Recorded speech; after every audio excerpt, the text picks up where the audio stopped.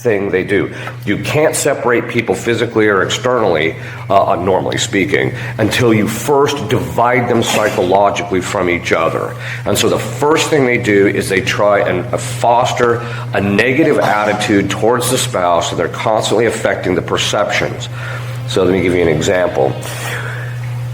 Very often, you'll see something similar along these lines. The wife decides she's going to do something for the husband because it's his birthday. Now, he's in bed, and it's till 7 o'clock in the morning, and she goes in because she wants to make him breakfast in bed, and she says to him, "When are you getting up?" And the reason she's asking this is in order to plan it so that when he's ready to get up, the breakfast is ready.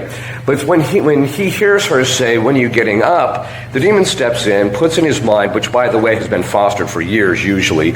When people first get married, they just, "Isn't she so wonderful?" And then after 5 years, that old battle axe. Right, and that's because over the course of time they've had a narrative experience, but also so there's legitimate psychological reasons why people can kind of divide, but there's also the demons themselves step in and say, "See, she thinks you're lazy. She's wanting to know what time you're getting out of bed because you should be out of bed already. She thinks you should be out of bed and you're lazy." When all she was trying to do is an act of charity. In our community that we're trying to start, we have a general principle, which is any negative thought against any other community members is to be ignored.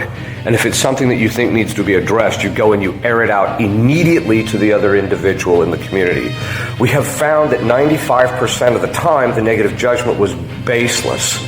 When that happens, it doesn't happen too often because we kind of know how the structure of this stuff works. We know that the demons will literally put on your minds. Like, one of the things as a superior is that's always floating through my mind, and when I return is, "Oh, but they didn't get this done or this done or this done," and I show up and it's all done. Right?